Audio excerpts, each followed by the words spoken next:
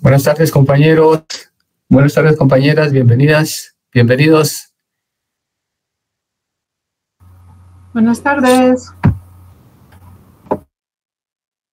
Buenas tardes, licenciado. Bien, buenas tardes. Iniciamos en unos momentos. Buenas tardes. Buenas tardes, Lick.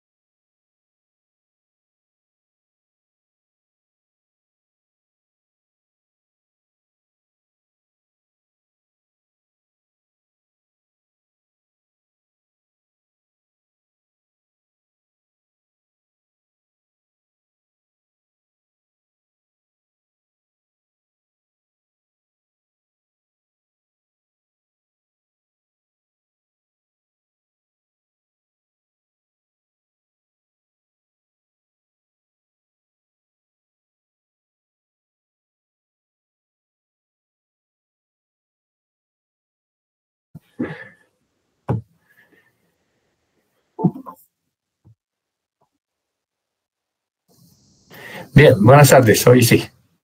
Bienvenidos. Daremos inicio a la clase de Derecho Mercantil 1. Solo José Leonel me podría indicar cuáles son las tareas que les dejé. Sí, muy buenas tardes, licenciado. No sé si me escuchan. Sí, Leonel. Sí, está bien. Fíjese que las tareas que nos había dejado era investigar cuáles son los principios de la contabilidad, investigar cuáles son los libros y registros contables obligatorios en una sociedad mercantil y hacer un esquema de cómo se lleva a cabo la separación de un socio y hacer un esquema de cómo se lleva a cabo la exclusión de un socio. Gracias, José. Eileen, ya que no llegó a la clase el jueves pasado, ¿me podría indicar cuáles son los principios básicos de la contabilidad? Y por favor abren sus cámaras respetando la privacidad, por supuesto.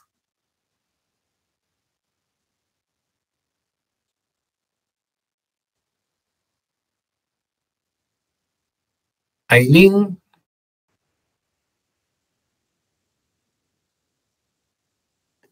Bien, parece que no está Aileen. Es bien, Eileen.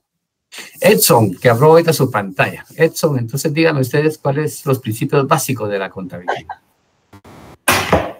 Bueno, yo de lo que investigué es que es una entidad contable, tiene que ser un negocio en marcha por un periodo contable, que tenga consistencia, relevancia, fiabilidad, importancia relativa, prudencia o conservadurismo también. Gracias, Edson. Briana. Buenas tardes, Eli. Buenas tardes, Briana. Investigué que los principios fundamentales es entidad económica, partida doble, moneda común denominador, empresa en marcha, periodo contable, valuación al costo, objetividad, prudencia, uniformidad, importancia relativa y exposición. Muy bien. Estos principios básicos de la contabilidad nosotros tenemos que tener presente como abogados, porque se van a presentar balances, pero fíjense bien, todo comerciante individual y toda sociedad mercantil y toda empresa mercantil tienen que llevar libros de contabilidad. ¿Cuáles son esos libros que debe llevar toda persona, todo comerciante? Aquí empleando a los dos, comerciante individual y comerciante social, ¿cuáles son los libros que debe de llevar? De acuerdo a esos principios básicos, todo comerciante. Jennifer, Guadalupe.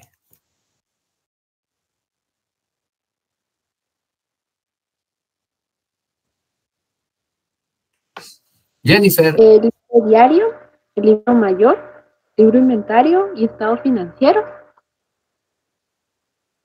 Sí. Abre su pantalla, su cámara, por favor, Jennifer. Todos abran su pantalla, por favor. Todos. Respetando, vuelvo a reiterar, su privacidad. Los libros a que hizo referencia Jennifer son los mismos libros que coinciden con ustedes, que tienen ustedes ahí en su tarea. Claudia. Buenas tardes, licenciado. Buenas tardes. Ahorita Gabriel.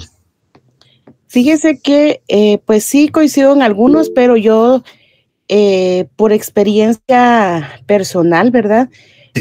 Voy a ir un poquito más allá de estos libros, porque si nosotros nos vamos al Código de Comercio, ahí menciona solamente los libros de inventario, bueno, el libro de inventarios, el libro de el mayor, el de estados financieros. Sin embargo, pues en la Superintendencia de Administración Tributaria, cuando se va a hacer un registro de una empresa, piden libros auxiliares. ¿Qué son los libros auxiliares? Son aquellos libros que no están mencionados en el Código de Comercio, pero que sí son para efectos contables, como por ejemplo el libro de caja, el libro de conciliaciones bancarias, el libro de inventario sí lo menciona acá el Código de Comercio, pero libro de cuentas por cobrar, libro de cuentas por pagar. También SAT pide los libros de actas, ¿verdad? De junta de accionistas, de asambleas generales, ordinarias, totalitarias. Entonces, prácticamente sí coincido con la compañerita, solo que adiciono algunos por lo mismo de que por requerimientos fiscales, pues en mi experiencia he visto que sí se habilitan estos, ¿verdad? Y que el pago de cada hoja es de 50 centavos en SAT, ¿verdad? Y 15 centavos en el registro mercantil. Pero entonces eso quiere decir que sí, como futuros abogados debemos de estar bien empapados en estos temas si nos vamos a dedicar al derecho mercantil, que pues es una de las bondades, ¿verdad? Conocer todo esto. Gracias, Claudia. Pero sin olvidar que no mencionemos solamente abogados, ¿verdad? Porque en realidad es abogados y notarios. Entonces, ahorita Gabriel, se debe tener presente de que hay principios básicos de la contabilidad.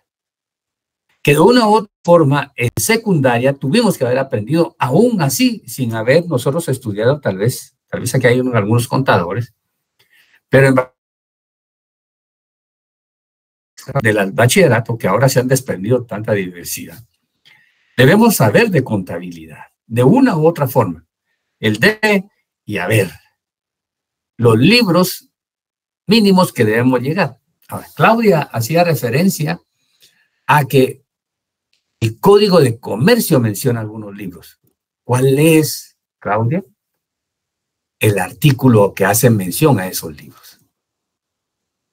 Ahorita se lo indico, licenciado. Pues yo encontré el artículo 368 donde habla de la contabilidad y registros indispensables. Y acá dice que para ese efecto se deben de llevar los siguientes libros: inventarios, primera entrada o diario, mayor o centralizador de estados financieros, que es el artículo, para que ellos lo apunten. Artículo 368. 68. Muy bien, perfecto. Fíjense bien, pues, y lo subrayan ahí en su código.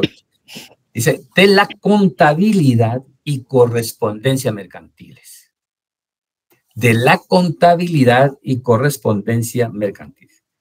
Esta disposición está dentro de lo que establece. Ustedes disculpen, pero parece que me pegó catarro ahorita. Disculpen un momento.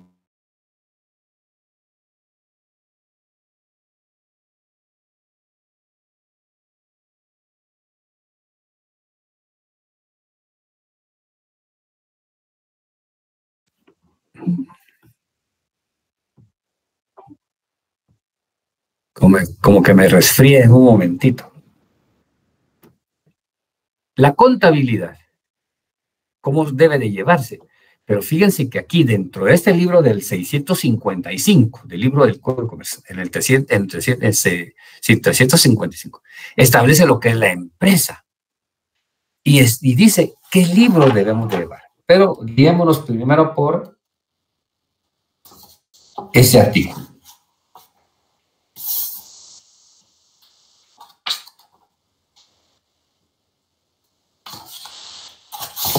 De la contabilidad y correspondencia, para que ustedes estén enterados por cuánto tiempo inclusive deben de tener en resguardo contabilidad y libros de contabilidad y la correspondencia. 368, dice, título 3, de la contabilidad y correspondencia mercantiles. Capítulo 1, contabilidad. Contabilidad y registros indispensables. Los comerciantes, ¿quién es el comerciante que está inscrito en el registro mercantil? Los comerciantes están obligados a llevar su contabilidad en forma organizada, de acuerdo con el sistema subrayado de partida doble y usando principios de contabilidad generalmente aceptados. Para ese efecto, deberán llevar los siguientes libros o registros: inventarios de primera entrada o diario, mayor o centralizador y de estados financieros. Esto independientemente de los libros que la Superintendencia de Administración Tributaria solicite. E hizo referencia a que también la SAT puede pedirnos los libros de actas y apuntes de asambleas generales, ordinarias o extraordinarias y de administración. Todos los libros deben de estar autorizados, fíjense, por el registro mercantil. Y los libros de contabilidad, además del registro mercantil, deben de estar autorizados por la Superintendencia de Administración Tributaria. Si no nos surten efectos, deben de llevarlo en español. La contabilidad deben de llevarla en español. Pero como veremos más adelante, cuando lleguen mercantil 3, hay contratos que pueden celebrarse en otro idioma. Pero la norma manda que debe ser en idioma guatemalteco. Pero si los podemos celebrar en otro idioma, son válidos. No hay ningún problema. En el caso de franquicias, por ejemplo, el caso de McDonald's, puede ser que McDonald's les diga, bueno, vamos a llevar la contabilidad de acuerdo a Guatemala. Pero también nosotros podemos llevar nuestra contabilidad de acuerdo a los registros en Estados Unidos. Esa no cuenta para efectos guatemaltecos, pero sí cuenta para qué? Aspectos eminentemente mercantiles entre su cliente y la franquicia McDonald's. Sigue. Además, podrán utilizar los otros, fíjense, que estimen necesarios por exigencias contables o administrativas en virtud de otras leyes especiales. Ahí, entre paréntesis, podrán indicar ustedes Superintendencia de Administración Tributaria, para que les sirva de referencia que ella puede exigir cualquier otra.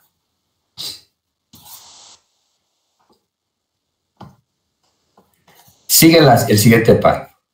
También podrán llevar la contabilidad por procedimientos mecanizados en hojas sueltas, fichas o por cualquier otro sistema, siempre que permita su análisis y fiscalización. Como ha avanzado tanto la tecnología, ahora no van a llevar esa cantidad de libros, ¿verdad? Sino que ya lo podrán llevar por aspectos eminentemente tecnológicos. Pero todo esto también tiene que estar autorizado por la Superintendencia de Bancos. Los comerciantes, y subrayar, que tengan un activo total que no exceda de 25,000 quetzales, pueden omitir su contabilidad. Pueden omitir en su contabilidad los libros o registros enumerados anteriormente, a excepción de aquellos que obliguen las leyes especiales. Son los primeros que mencionó Ana. O quiero decir Claudia. Claudia, a ver. Para agregar ahí, licenciado, por ejemplo, en la actualidad la Superintendencia de Administración Tributaria hace omisión de esta parte, basado en la ley del IVA, en el caso de los pequeños contribuyentes. Los pequeños contribuyentes no son empresas que empiezan con un capital mayor a 25,000, pero están obligados a llevar un libro de pequeño contribuyente. Sí. Entonces, ahí entra la excepción que usted decía, ¿verdad? Salvo las leyes específicas. Así es. Entonces, en este caso, en materia del IVA, la ley del impuesto al valor agregado. Y la ley del impuesto sobre la renta. Que puede llevar a esto, ¿verdad? También. Sí, cierto. Lo importante es que nosotros ahorita, que iniciamos en el estudio del derecho mercantil, tengamos ya presente de lo que nosotros tenemos que saber y hacerle ver, aunque el comerciante tiene que conocer, qué libros deberán llevar. Pero a tenor de este artículo, no pueden estar exentos también, inclusive el pequeño contribuyente, ¿verdad?, a llevar determinado libro. Porque vamos a encontrar cantidad de contribuyentes en el espacio nacional, ¿verdad? Pero lo mínimo que debemos de pagar o debemos de retener. Pero esos son aspectos evidentemente ya contables. 379. Idioma español y moneda nacional. Los libros y registros deben operarse en español y las cosas en moneda nacional. Las sucursales y agencias de empresas cuya sede esté en el extranjero pueden llevar un duplicado, lo que les decía, en el idioma y moneda que deseen, con una columna que incluya la conversión a moneda nacional, previo aviso al registro mercantil. ¿Puede llevarse contabilidad? Sí, en duplicado, sí. En otro idioma, sí, pero tendrán que estar autorizados. Además, aquí solo hace mención del registro mercantil, pero además, también por la Superintendencia de Bancos o Superintendencia de Administración Tributaria, por la forma en que vamos a estar fiscalizados. 370. La infracción a lo dispuesto en el artículo anterior, lo mismo que a lo determinado en el artículo 368 de este código, hará incurrir al empresario en una multa no menor de 100 quetzales ni mayor a 1,000 en cada caso. El registro mercantil importará las multas anteriores y deberá exigir el cumplimiento de este artículo, pudiendo compeler judicialmente a la traducción, conversión y corrección en su caso al infractor. Pero con esto, ¿verdad, Claudia? Tienen que tener mucho cuidado. Mucho cuidado. Porque esta norma es independiente a lo que dicen leyes especiales. Código tributario, ley del IVA, la IVE inclusive, ¿verdad? Entonces, podemos ser objeto de cometer un tipo penal. Delicado. Porque fíjense ustedes que ahora no solamente se va el contador o el auditor de la sociedad a la cárcel, sino también se va el representante legal. Quiere decir que corre riesgo los gerentes, corre riesgo el presidente del Consejo de Administración o corre riesgo el administrador único. Cuidado. Porque si no, es objeto de cárcel, de restricción de la libertad. Vean el 372. Los libros de inventarios y de primera entrada o diario, el mayor o centralizador y el estado de estados financieros deberán ser autorizados por el registro mercantil. 373. Los comerciantes deben llevar su contabilidad con veracidad y claridad, en orden cronológico, sin espacios en blanco, interpolaciones, raspaduras ni tachaduras.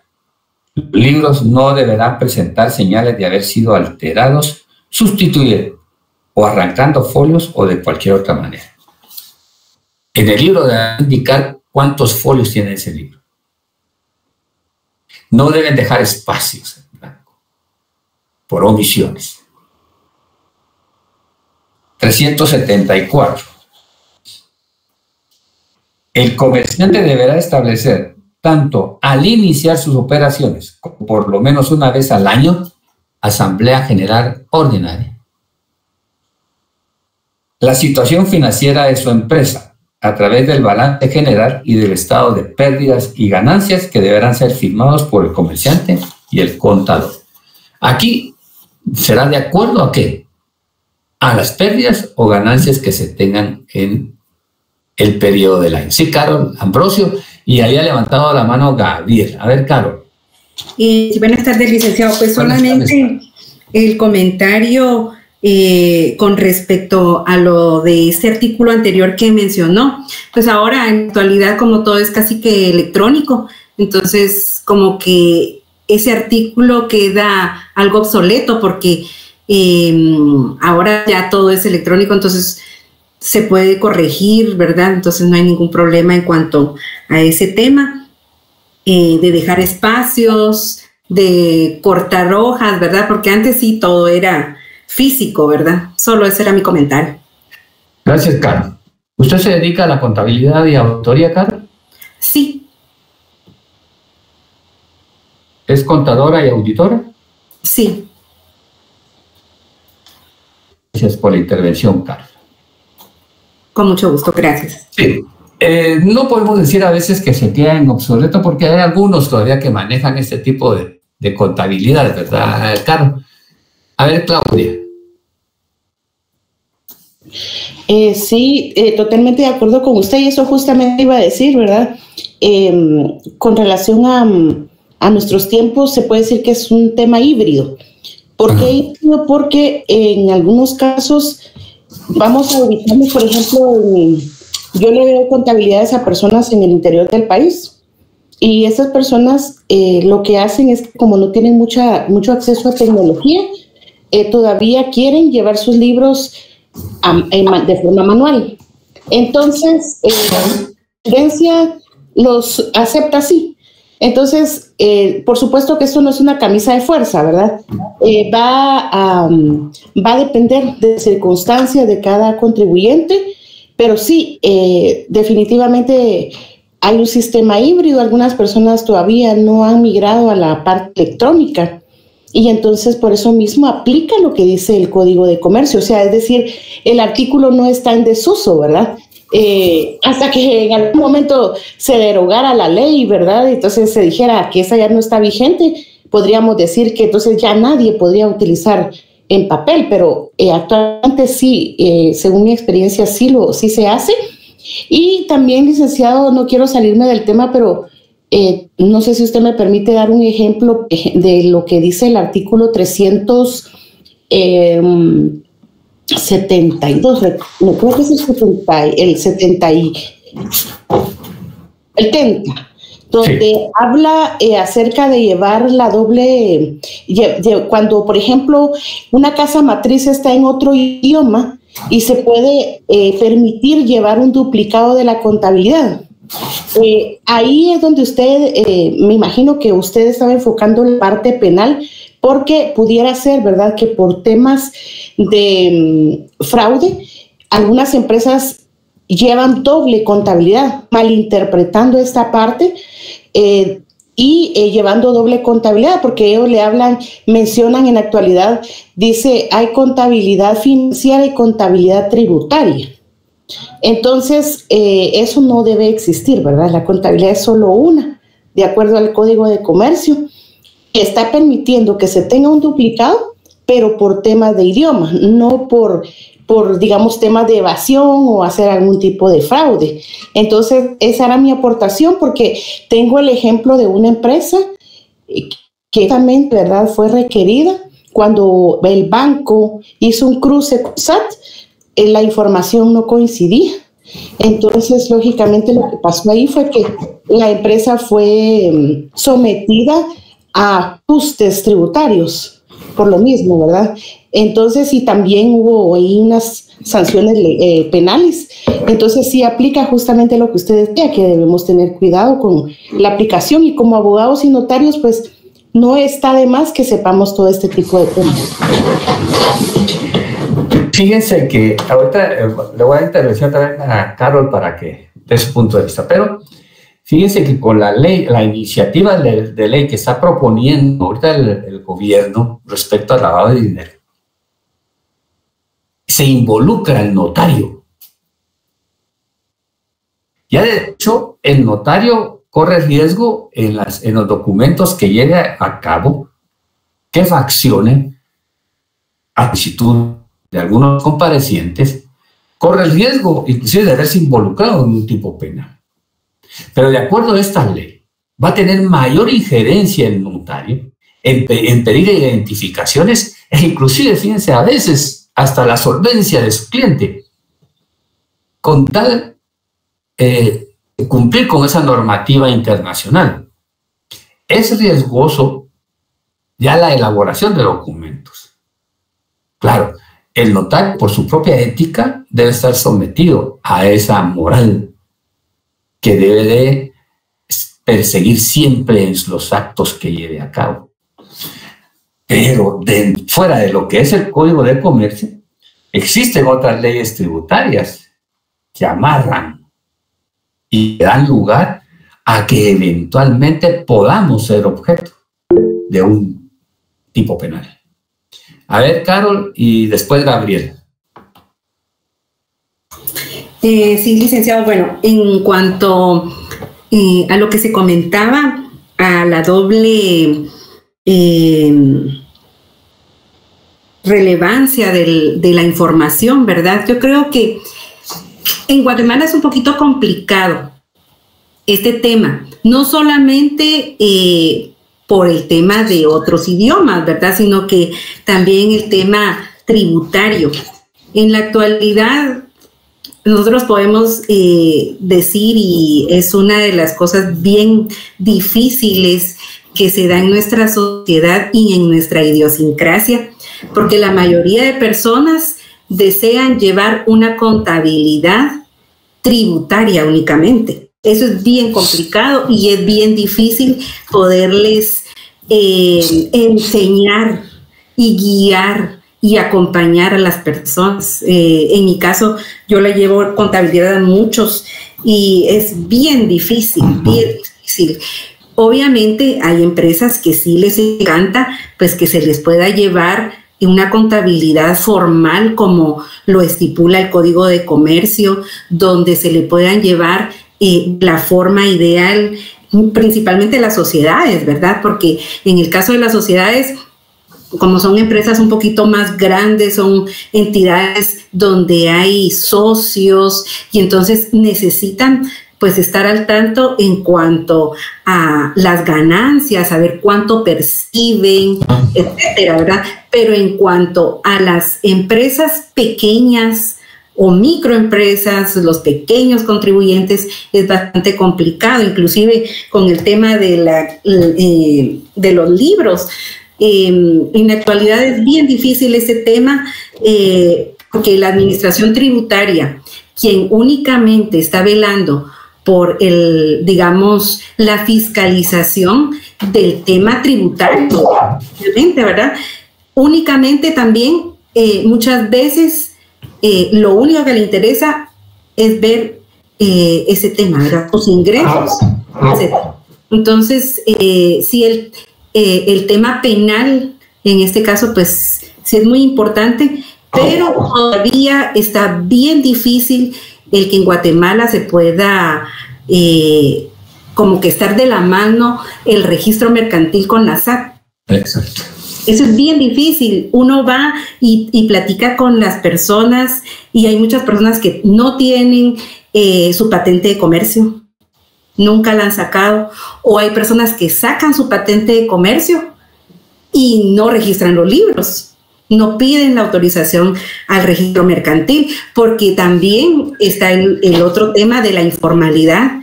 ¿A quién van a solicitar el tema de libros, el tema de inscripción? Yo tuve un caso hace poquito, donde una persona la inscribieron ante la SAT y la inscribieron mal.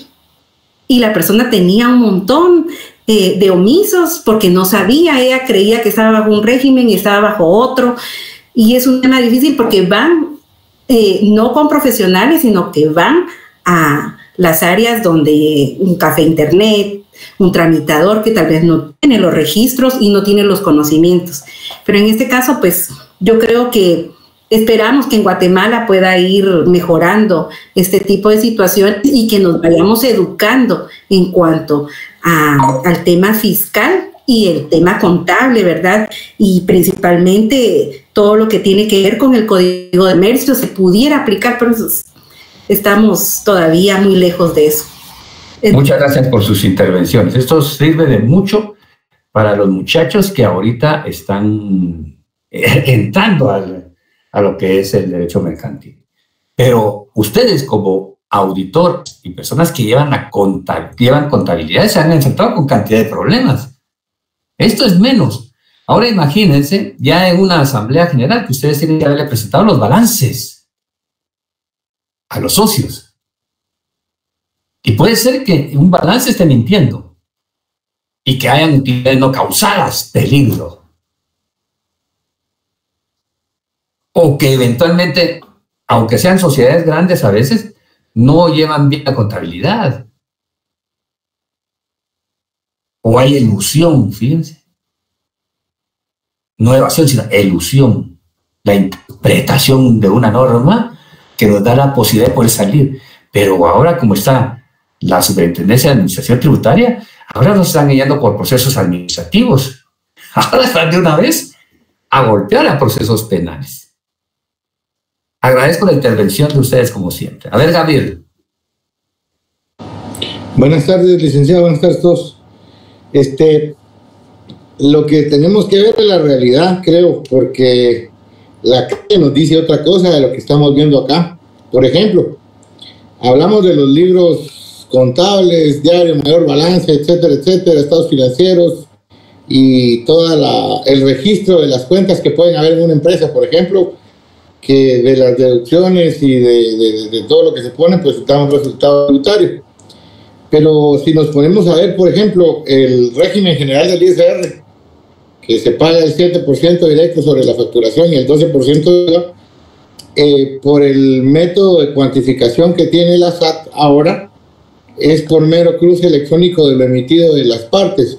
Por ejemplo, si usted pide en una gasolinera gasolina, por ejemplo, y da su NIT, le den o no le den la factura, va a aparecer en su registro de la SAT. Y si usted emite una factura, la dé o no la dé, va a aparecer en el registro de la SAT. Aunque no haya un cruce directo, hay un control inmediato de qué se declara y qué no se declara. Creo que en este sistema podría verse que hay no una doble contabilidad, pero hay una contabilidad paralela. Porque si uno le paga a la SAT el 12% y el 7% está en paz, no importa qué pasó, porque es el 7% del ISR directo y el IVA directo. Aunado a eso, llevamos los libros en la empresa o como sea el caso, para determinar los movimientos de los controles internos de la empresa. Pero la SAT no se mete con uno, porque si uno le paga lo que tiene que pagarle según sea el caso, no hay método de deducción de ningún tipo, es lo que tiene que ser. Entonces, eso es lo que quería comentarles. Y lo otro, que el tiempo del resguardo de documentos a mí me crea duda, porque la prescripción tributaria es de 4 años y no sé si hay alguna otra prescripción por lo que haya que guardar documentación más tiempo. Únicamente, Lick. Gracias, Gabriel. Bueno, nos estamos metiendo a derecho tributario, pero aquí lo que nos interesa es lo que nos dice José Cooks, pero no es fuera de tónica, José, porque nosotros como abogados tributarios tenemos que conocer eso. Pero como les dije, uno como notario puede verse involucrado en un asunto penal. Es decir, en derecho mercantil, José, no estamos hablando de balde.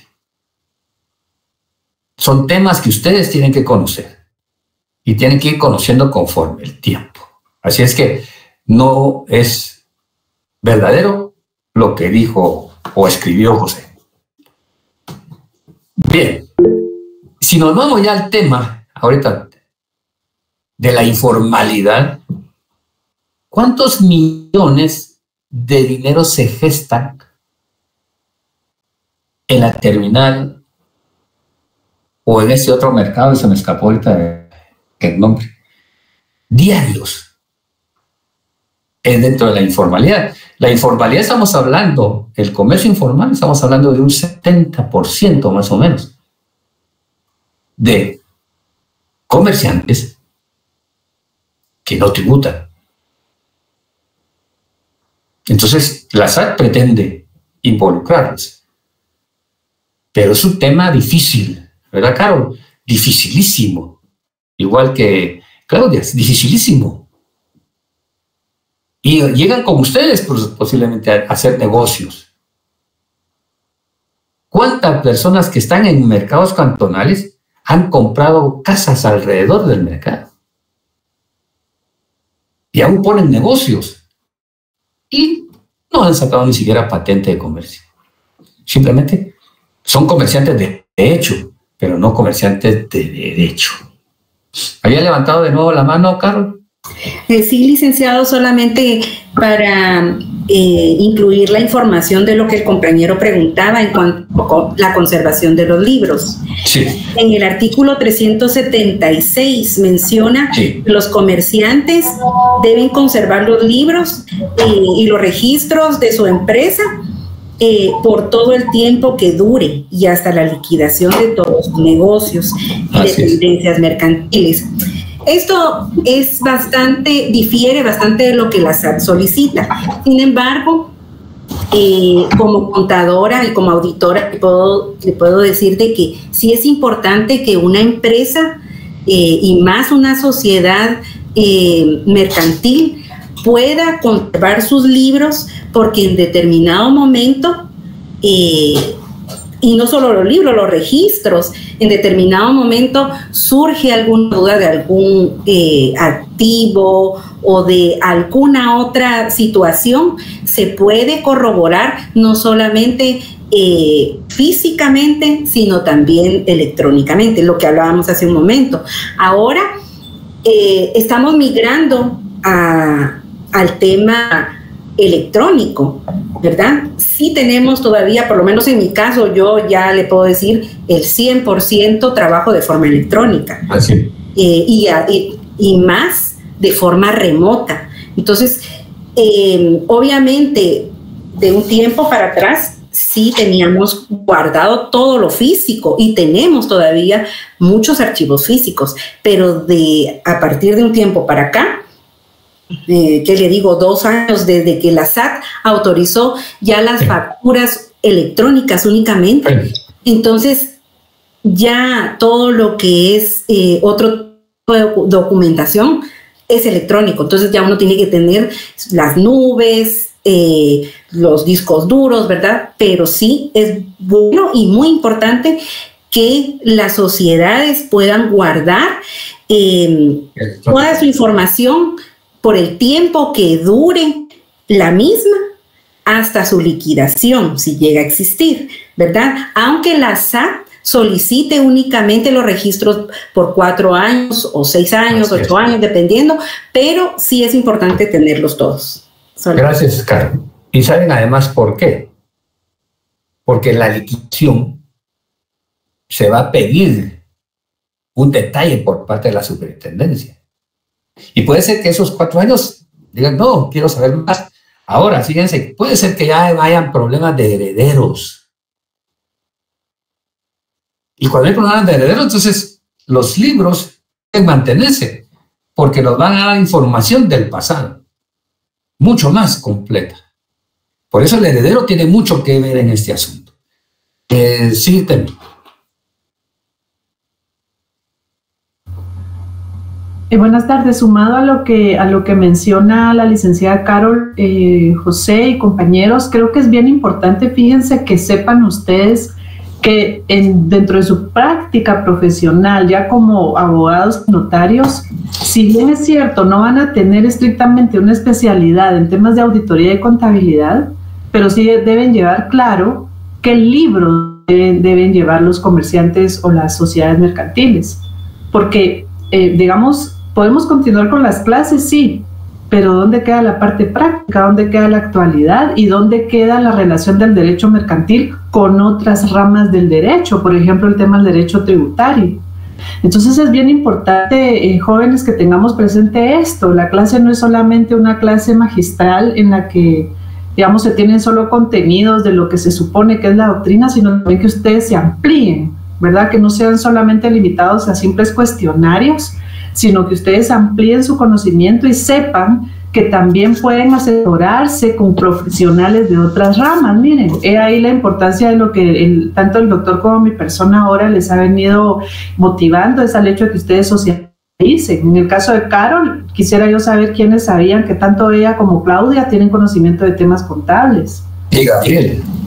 Y Gabriel, sí, eso hasta ahorita lo estoy sabiendo, pero miren qué bueno que intervengan y también qué bueno es que vayan teniendo esa comunicación, jóvenes, para hacer su propio engranaje de conocimientos, pero no solo conocimientos, sino también un engranaje de temas sociales, ¿verdad? En el que ustedes también puedan ir practicando valores. Gracias, doctor. Gracias. Bien por la postura, José. Bien, terminemos con el artículo 382. Esto que nos sirva ya de referencia. Que no solamente vamos a aprender derecho mercantil, tenemos la intervención de otras ramas, no necesariamente del derecho, y personas y profesionales que conocen respecto del tema. Así es que nosotros no podemos también omitir, ¿verdad? Menos que nos sirva ya de referencia. Ustedes le pueden llegar a preguntar a cualquiera de sus compañeros de semestre que no son de sección si han visto algo relacionado con esto. Y yo les puedo asegurar que ni siquiera quienes hayan cerrado ya Pensum conocen. 382. Correspondencia y documentación. Todo comerciante debe conservar en forma ordenada y organizada durante no menos de 5 años los documentos de su empresa, salvo lo que dispongan otras leyes especiales. Estamos viendo entonces leyes eminentemente de derecho tributario. Esto ya como un conocimiento general para ustedes. Bien. José, ¿cuál era la otra tarea, José?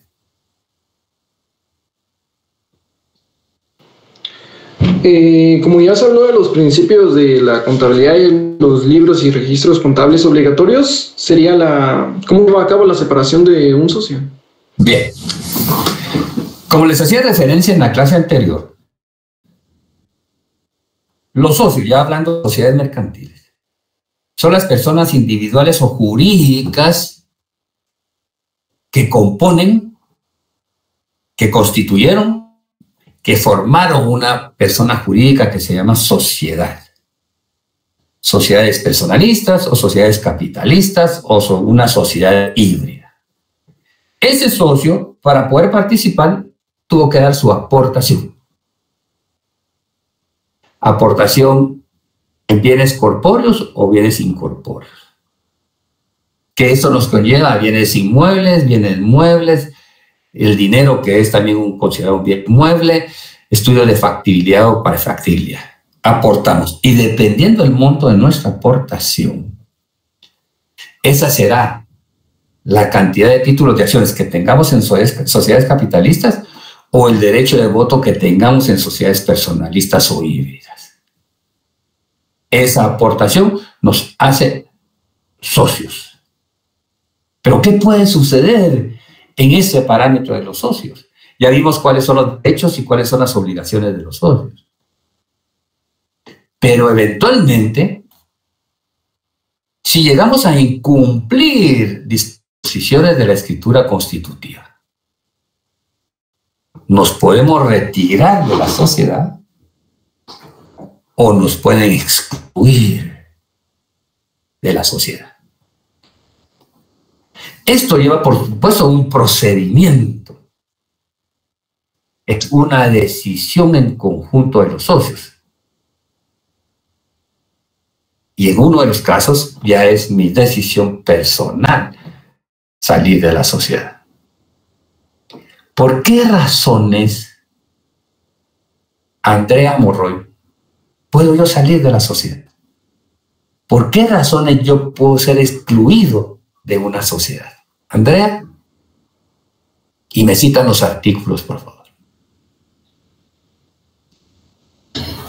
Buenas tardes, licenciado. Buenas tardes. Abran sus cámaras, por favor, muchachos.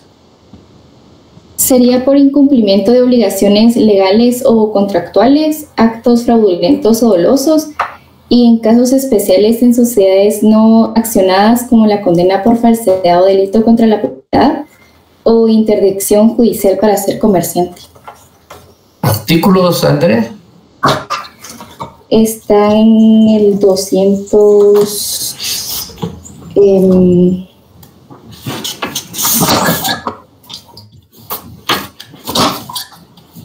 231.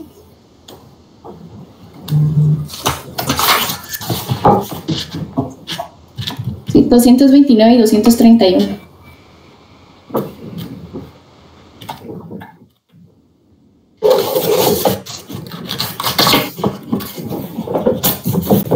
Licenciada, perdone, también ahí entraría el artículo 226, es donde dice por condena, por falsedad o delito contra la propiedad, la quiebra, la interdicción. Sí.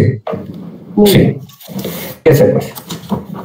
Está dentro del capítulo de la disolución parcial. Solo para hacerles una comparación. Hay una muerte civil por parte de los humanos, ¿verdad? Biológicamente. Hay una muerte. Pero las sociedades mercantiles han nacido a través de un documento y pueden tener una vida determinada o una vida indefinida, de acuerdo a la ley. Yo puedo constituir una sociedad que va a tener vigencia por 10 años, por 25 años. Por eso también se habla de la prórroga a veces de la sociedad, pero cuando le he puesto un término de vida. La mayoría de ellas se inscriben en forma indefinida, salvo, ¿verdad? Esa indefinición va a caducar cuando los socios así lo decidan, cuando las pérdidas sean mayores, existiendo todavía salvavidas para poder recuperarla. En determinados casos entramos a la disolución, pero esa disolución se divide en dos, en disolución parcial y en disolución total.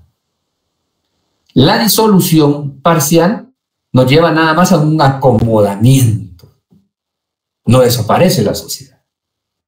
Pero en la disolución total van a existir determinados requisitos para que se lleve a cabo esta disolución total, que nos va a llevar a la liquidación de la sociedad.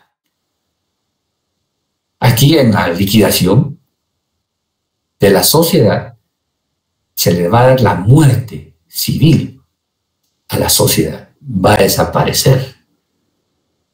Pero previo a esa desaparición tiene que haber todo un proceso de liquidación, donde se hayan repartido remanentes, los beneficios de los socios, intervención de la Superintendencia de Administración Tributaria, si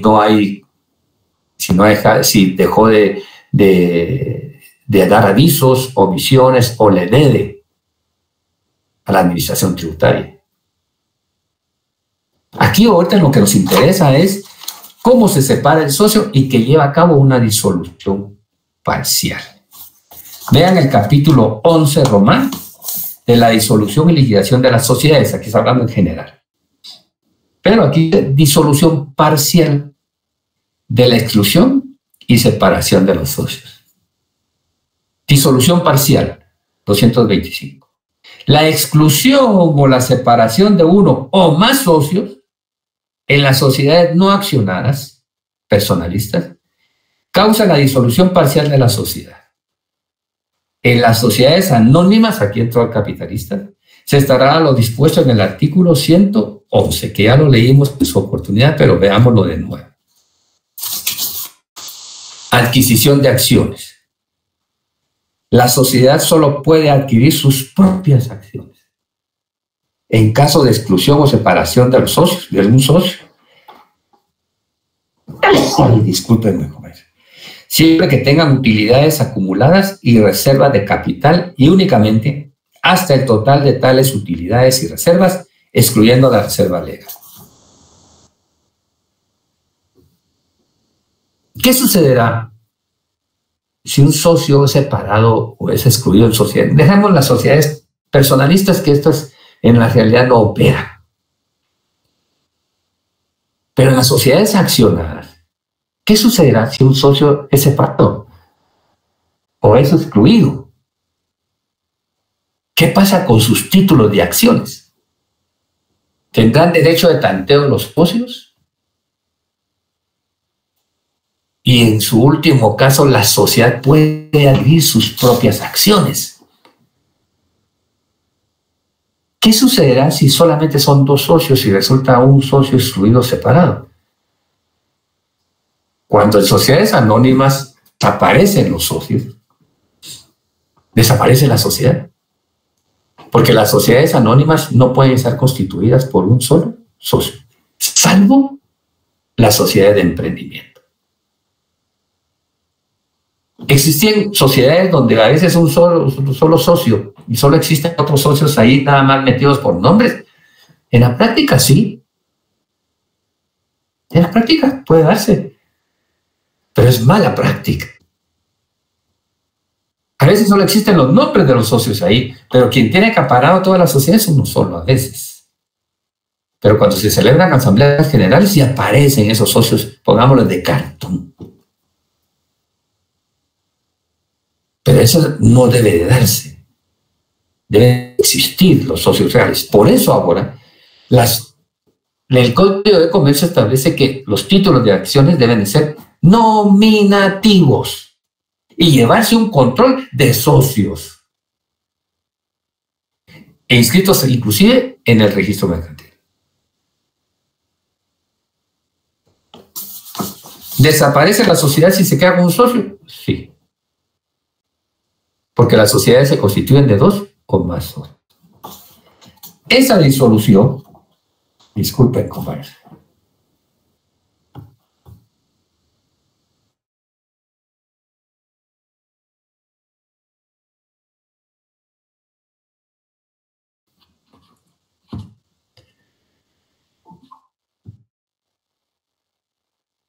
me dio una alergia.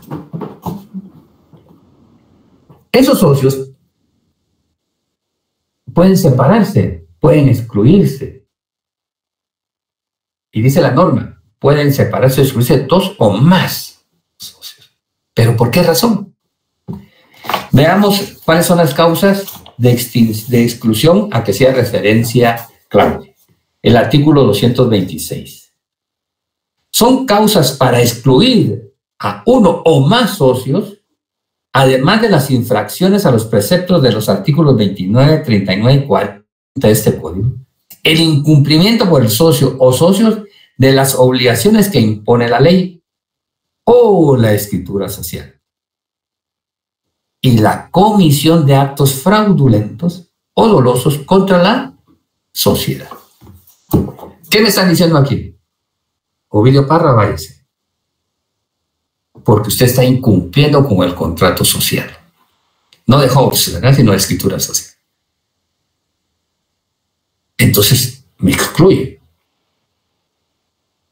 O porque estoy cometiendo fraude de una u otra forma en contra de la sociedad.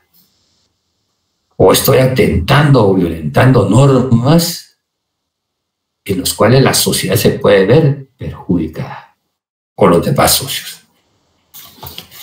Sí, son causas para la exclusión de 1 o más socios en las sociedades no accionadas, aquí a la par de eso, personalistas, la condena por falsedad o por delito contra la propiedad, la quiebra y la interdicción declarada judicialmente para ser comerciante.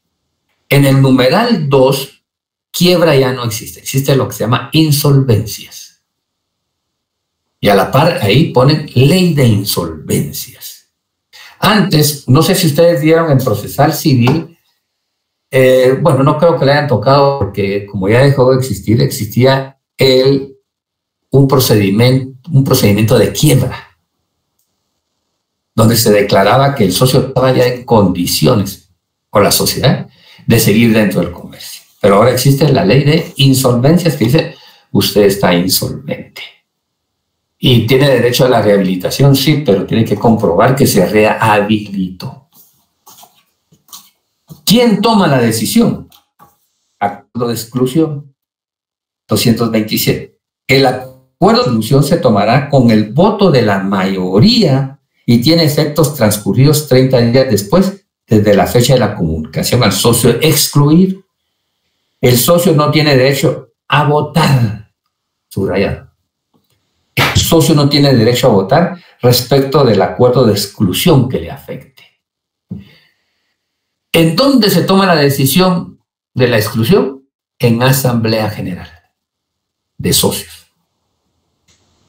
Dentro de este término, el socio excluido puede hacer oposición ante un juez de primera instancia, subrayado en juicio sumario. Yo no estoy de acuerdo, señor juez, que me excluyan. Tienen que comprobarme los actos fraudulentos, tienen que comprobarme que yo estoy en contra de las normas de la escritura social. Pero tengo 30 días para impugnar. ¿Cuál es la responsabilidad del excluido? El socio excluido responderá frente a la sociedad de los daños y perjuicios causados por los actos que motivaron su exclusión. Ese es el primer parámetro. Después lo vamos a ir discutiendo para irle dando la forma. Pero lo importante ahorita es que sepamos que hay socios que quedan excluidos, hay socios que quedan separados. ¿Qué puedo yo hacer? ¿Yo puedo quedar fuera? Sí. Y ese va a ser el ejercicio que les dejé en la clase anterior. Ahora veamos separación en sociedades no accionadas. En las sociedades no accionadas, ahí arriba, personalistas, los socios pueden obtener su separación no solamente por las causas señaladas en los artículos 16, 58 y 261 de este código, sino también en los casos siguientes. ¿Cuáles son esos casos siguientes? Brady Chan, léanos esos numerales 1, 2 y 3, por favor. Buenas tardes, doctor, con gusto. Número 1. Si la sociedad, a pesar de tener ganancias suficientes durante los 2 ejercicios consecutivos inmediatos, no reparte utilidades cuando menos del 8% del capital social pagado. Número 2. Si no se excluye al socio culpable en los casos previstos en el artículo 226 de este código, a ser requerida la sociedad para ello. Número 3. Si la sociedad se ha constituido por duración indefinida y el socio manifiesta su voluntad de separarse, en este caso es necesario un aviso previo, por lo menos con un ejercicio social de anticipación. Gracias, Merari.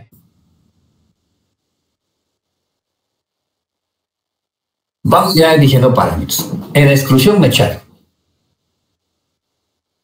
En la separación yo decido retirarme. ¿Por qué? Porque no hay utilidades, no se han repartido utilidades, porque yo sí lo decido, o no excluyeron a Gabriel. Pero es una decisión propia.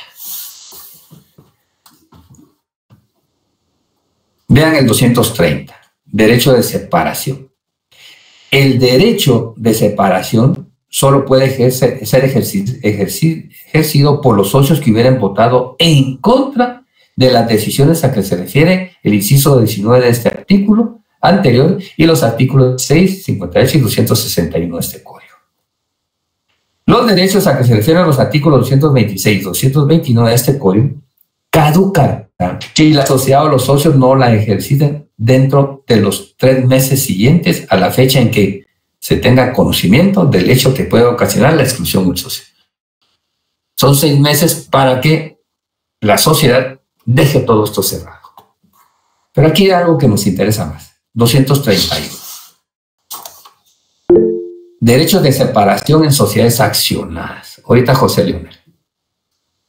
En las sociedades por acciones, los socios pueden obtener su separación en el caso del inciso tal del artículo 229 y cuando la sociedad cambie su objeto, prorrogue su duración, traslade su domicilio a país extranjero, se transforme o fusione. Una transformación es cuando una sociedad anónima se va a transformar en sociedad colectiva, puede suceder. O una sociedad colectiva se transforma en sociedad enorme. Y fusión, lo vamos a ver también adelante, cuando la sociedad se fusiona con otra sociedad para formar una nueva sociedad o ella subsiste. El pez gordo con el pez pequeño. El derecho de separación corresponde solo a los accionistas que votaren en contra de la resolución y deberá ejercerse dentro de los 15 días siguientes a la fecha en que se haya celebrado la Asamblea General que tomó el acuerdo correspondiente. Vuelvo a insistir.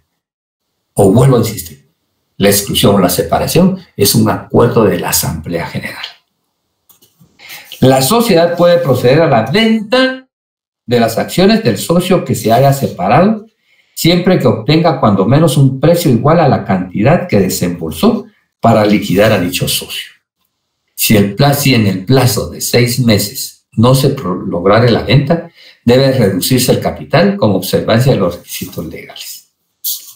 Y aquí vemos, entonces, que tanto en la exclusión o en la separación, el socio tiene derecho a que le sean reintegrados lo que él aportó.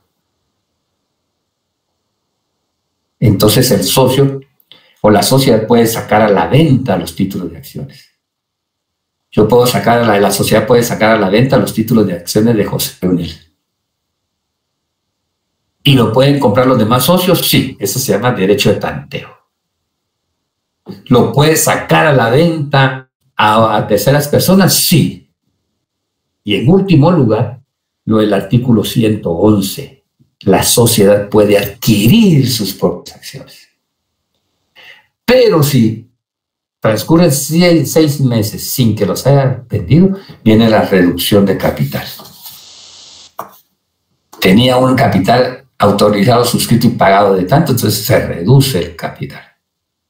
En consecuencia, se reducen los títulos de acciones a que tenían derecho los socios y en consecuencia tendrán menos utilidades de las que podrían tener. Vean el 232, responsabilidad del excluido o separado. El socio que se separe o fuera excluido de una sociedad quedará responsable para con los terceros de todas las operaciones pendientes en el momento en que la separación o exclusión, según la naturaleza de la sociedad. El pacto, al contrario, no producirá efectos. Ahorita seguimos. José, dígame cómo iba a intervenir. Licenciado, buenas tardes. Fíjese que mi pregunta era respecto al plazo para que caduque el derecho de separación. El derecho de separación de los socios es de 3 meses, tanto en sociedades personalistas como sociedades capitalistas, o tienen diferentes plazos para que caduque su derecho de separarse. Tienen diferentes fechas, ¿verdad? Pero corre a partir del momento en que se decidió la separación o la exclusión, ¿verdad? Pero también tengo derecho a la impugnación en el caso de la exclusión. Ahorita lo vamos a ver en la esquematización que ustedes tuvieron que haber hecho, José. Ahora, se me viene algo a la cabeza. ¿Qué sucede si un socio o una tercera persona compra las acciones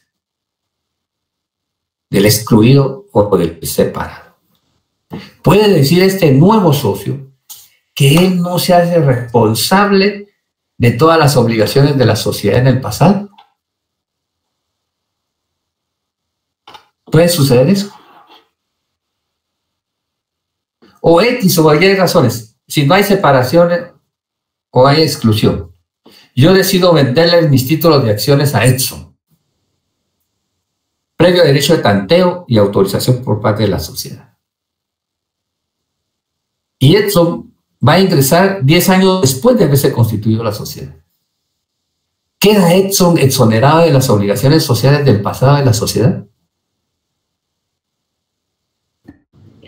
Pienso que no, licenciado, porque las condiciones de adquisición de la participación accionaria está supeditada a todas las normas y procedimientos que la Junta de Asamblea ha decidido. Y, por supuesto, la parte legal también, ¿verdad?, corresponde en su aplicación. Así es. Un nuevo socio no está excluido de las obligaciones sociales. Él adquirió a sabiendas de la capacidad económica en que estaba la sociedad. Él no puede ir diciéndole al juez, señor juez, yo no soy obligado por la sociedad, porque yo ingresé hace 3 meses en una sociedad de 25 años. Él pasa a ser socio y su calidad se entiende ya como todo, con todas las obligaciones que adquirió la sociedad. Claro, en las sociedades accionadas no es tocado, salvo excepciones. Pero en las sociedades personalistas, él no puede decir, no, yo no tengo ninguna responsabilidad de hace 2 años. Porque las sociedades personalistas, los socios son solidaria, ilimitadamente solidarios. Abarca todo en las sociedades personalistas. ¿Cuál es entonces la liquidación parcial? Veamos el 234.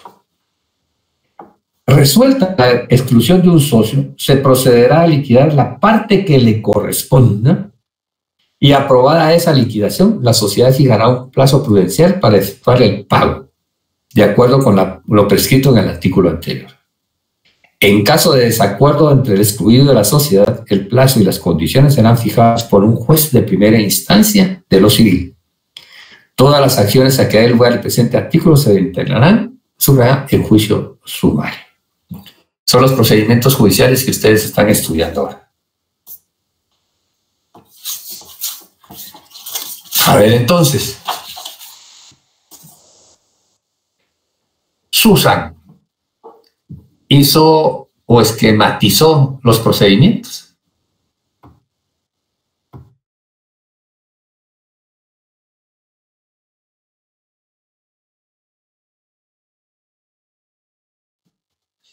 Proceda con el de exclusión.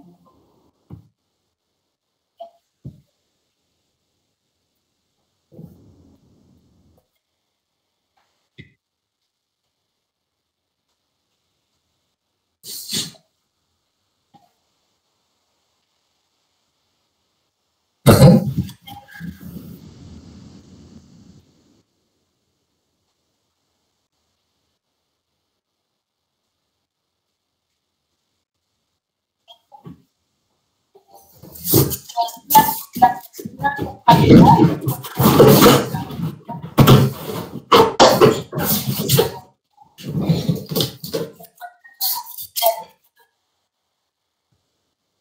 Sí.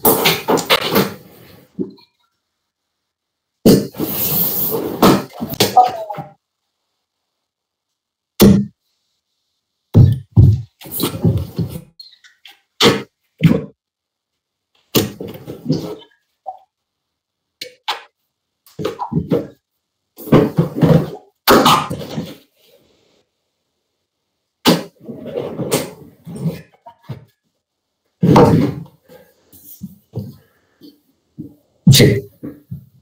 Hay un procedimiento entonces, pero ¿quién toma la decisión?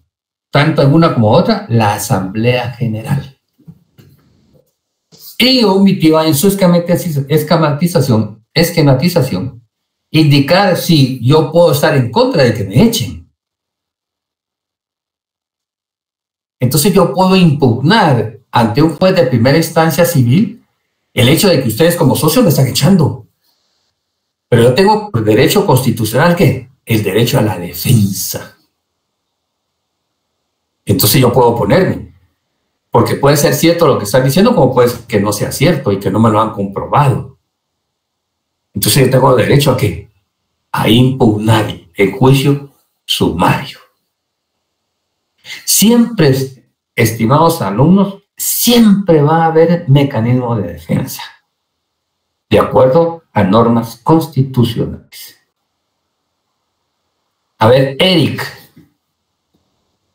¿hiciste la esquematización de la separación de un socio? Sí, licenciado, solo disculpe que mi cámara no está muy bien, no la he podido activar, pero... Está bien, solamente con que intervengas ahí, Eric, dime. Hice un pequeño esquema. En primer lugar, puse identificación del tipo de sociedad. Se aplica a diferentes regímenes según si es sociedad no accionada, colectiva o accionada. Existencia de causa. Para separación, falta de reparto de utilidades, mínimo 8%, cambios estatutarios graves, para exclusión, incumplimientos, actos fraudulentos, etc. Voto e impugnación. Solo pueden separarse quienes votaron en contra o solicitaron exclusión. En caso de exclusión, el socio afectado tiene hasta 30 días para impugnar. Ejercicio de derecho, sociedad no accionada, dentro de 3 meses desde el conocimiento del motivo. Sociedad no accionada, dentro de 15 días desde la asamblea. Escritura pública. La separación, exclusión debe formalizarse en escritura pública y registrarse en el registro mercantil. Liquidación, pago de intermediato al socio separado o excluido. Si hay desacuerdo, el juez fija plazos. Disolución parcial y capitales no accionadas. Se inicia disolución parcial y accionada. La sociedad no vende las acciones en 6 meses. Debe reducir el capital social. Perfecto. Muy bien, Eric. Muy bien, Eric. Muy bien. Muy bien. También, Susan, bien. Dentro de esa conceptualización, porque a ustedes ahorita el derecho mercantil es, y vuelvo a insistir, es una expresión en la cabeza, ¿verdad? Porque vienen acostumbrados al derecho civil y derecho penal y administrativo. En cambio, el derecho mercantil, ustedes ustedes deben ser más analíticos y abiertos. No ser extremadamente positivistas y formalistas. Siempre y cuando se esté dentro de los parámetros de la ley de derecho mercantil, explota. Entonces, nos explota en la cabeza tanto, ¿verdad? La interpretación de normas. Por eso les decía a ustedes, es importante que no les gustaba tal vez la lógica jurídica, la filosofía en sí. Esto les da la puerta para que ustedes puedan avanzar mucho más. Un laboratorio para ahorita. Un laboratorio.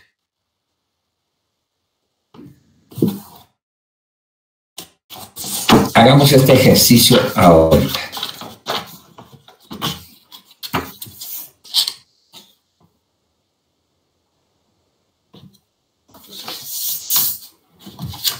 ¿Puedo adquirir yo acciones de menores de edad?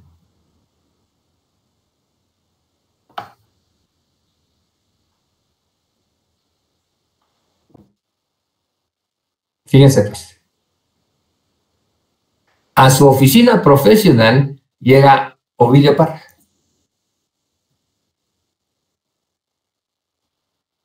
Como representante de sus menores hijos. Indicándole a una sociedad que un socio se separó o fue excluido. Y esos títulos de acciones están en venta. La interrogante es, ¿puede Ovidio Parra adquirir títulos de acciones? De respuesta. Tienen minutos si ustedes quieren.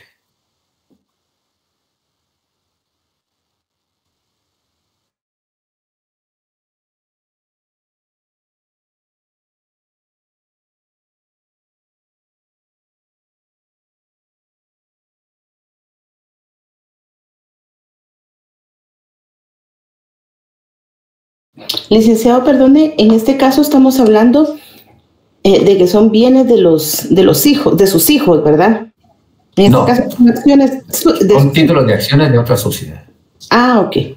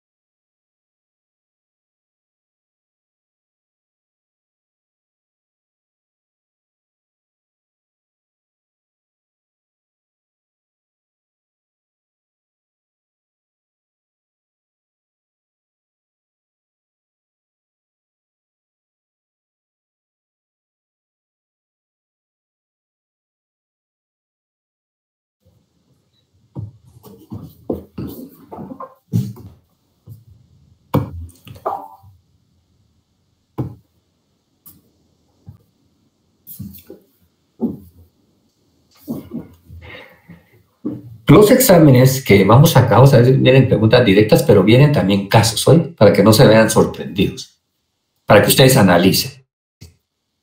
¿Cuál sería la respuesta aquí? José Cux.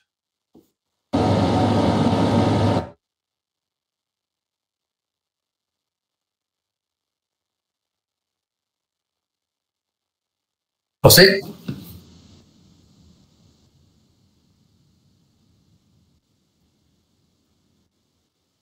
Darwin Barahona. ¿Cuál sería la respuesta, José Cux? O Darwin Barahona.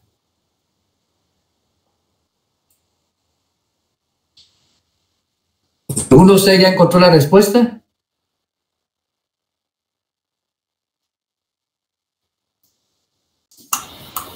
Lo siento. Licenciado. Sí. Sí. Tal vez en el artículo 22 y 23 del Código de Comercio, ahí menciona con respecto a la adquisición de acciones por menores y la sociedad con menores e incapaces. Bien, Carlos. Vamos a hacer un parangón ahorita. Fíjense, pues, vean el artículo 23. Estuvo cerca, Carlos. Ok. Adquisición de acciones por menores. Los representantes legales de menores incapaces o ausentes pueden adquirir para sus representados acciones de sociedades anónimas o en comandita, siempre que estén totalmente pagadas y se llenen los requisitos que la ley señala para la inversión de fondos de estos. Respuesta entonces, ¿puedo yo comprar a favor de mis hijos menores títulos de acciones? Sí. Sí. Pero siempre que esos títulos de acciones estén totalmente pagadas. Y siempre iba a hacer relación a lo que Carol estaba diciendo. No debemos de confundirlo, fíjense, en la constitución de sociedades. Aquí la pregunta era, ¿puedo yo comprar títulos de acciones por mis menores hijos? Sí. Ahora, si ya les digo, a su oficina profesional llegan Juan y José Pérez, ambos de 17 años, indicando que quieren constituir una sociedad mercantil, por lógica ustedes van a decir, no. Sino que tienen que hacerlo los representantes legales. Veamos el artículo 22 a que hacía referencia a Carol. Por los menores e incapaces, solo podrán sus representantes constituir sociedad previa autorización judicial, por utilidad comprobada. Hay un proceso que se llama de utilidad y necesidad, donde interviene la Procuraduría General de la Nación. En este caso, se le tendría que dar primero, fíjense, audiencia de un proceso de utilidad. Se le dice al papá, ¿tiene usted certificación del proceso donde usted fue autorizado para constituir esa sociedad? Solamente así. Voy a repetirlo. Por los menores e incapaces, solo podrán sus representantes constituir sociedad previa autorización judicial por utilidad comprobada. La responsabilidad de los menores o incapaces se limitará al monto de su respectiva aportación. ¿Puedo yo, como papá, constituir sociedad mercantil de mis menores hijos? Sí, solamente con autorización judicial. Diferente es a que si yo puedo comprar títulos de acciones, es decir, ya de una sociedad constituida. En este que estamos hablando es si yo voy a constituir la sociedad como representante legal. Vean el artículo 20 también, diferente también. Aquí es diferente. Tutor y guardador, estamos hablando de la tutela. El tutor y el guardador no pueden constituir sociedad con sus representados. Prohibido. Mientras no haya terminado la minoría de edad o la incapacidad, estén aprobadas las cuentas de la tutela y cancelación de las garantías. Un caso. Ejemplo, ¿verdad? Que puede tener dos respuestas. ¿Puede el tutor constituir una sociedad anónima con el pupilo? Puede decir no, porque todavía la tutela está vigente. Pero puede decir sí, siempre y cuando se haya dado las respectivas declaraciones de las cuentas de la tutela. Lo voy a repetir. El tutor y el guardador no pueden, dice, constituir sociedad con sus representados, pero fíjense, mientras no haya terminado la minoría de edad o la incapacidad y estén aprobadas. Dos presupuestos. Sí pueden, si ese pupilo ya cumplió la mayoría de edad. Y dos, que las cuentas de la tutela hayan sido aprobadas. Esa es una interpretación de normas. Bien, muchachos, nos vemos el jueves